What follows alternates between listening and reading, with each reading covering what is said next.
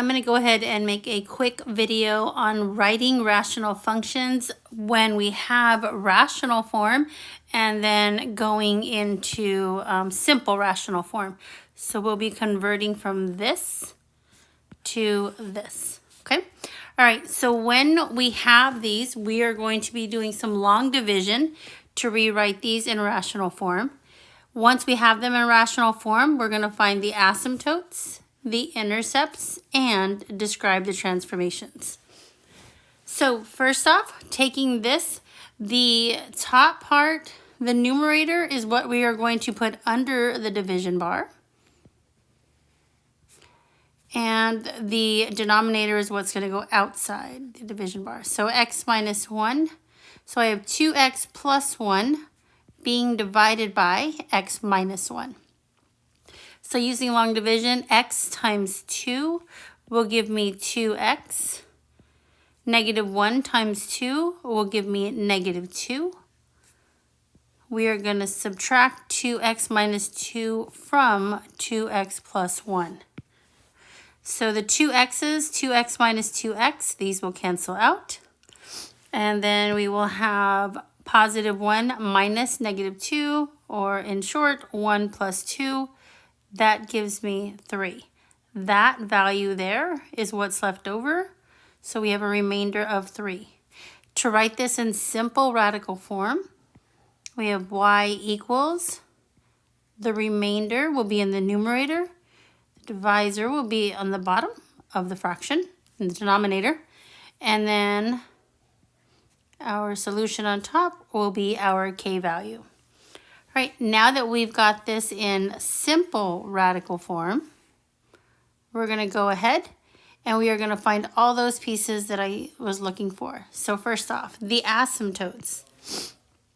The vertical asymptote has to deal with the x. This is using the zero product property of the denominator. So the vertical asymptote is x equals a positive 1.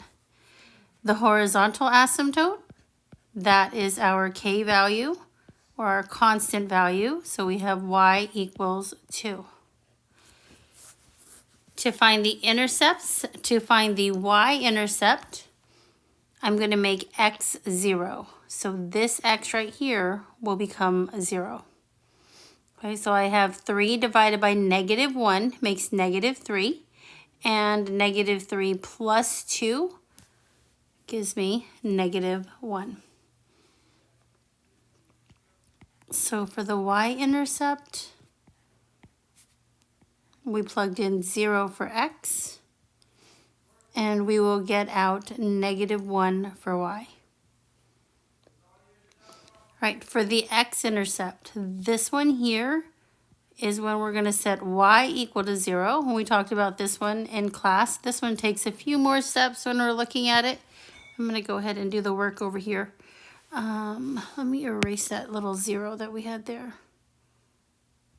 Okay, so given that equation, this time we're going to replace the y with 0.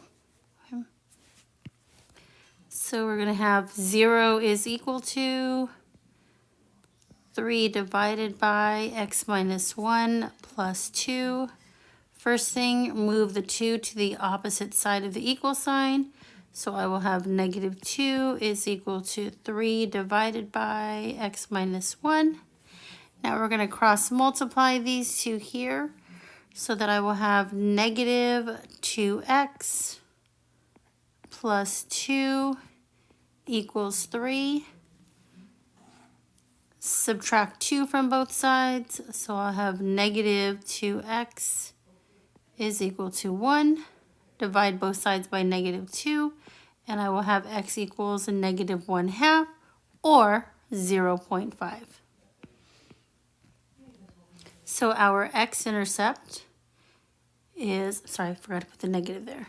The x-intercept is negative 0.5. And we made y 0.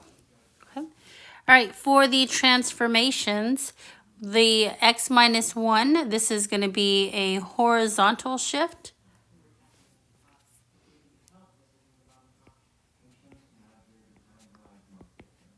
Or horizontal translation, and it is going to go right 1.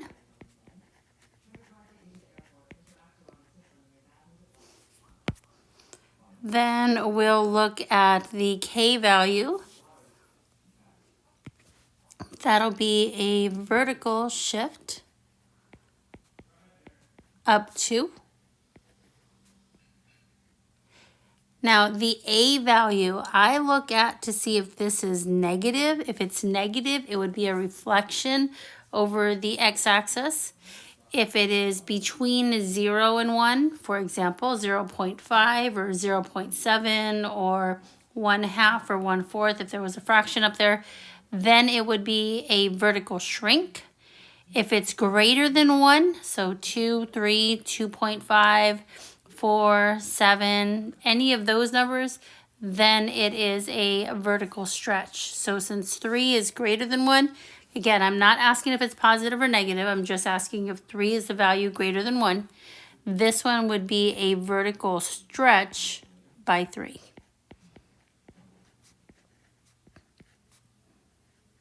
Okay. So that is that information. That's how you would do one of these problems. We had 4 or 5 examples. On these ones here, the only thing that we did was convert to simple radical form. We didn't find all the pieces for them.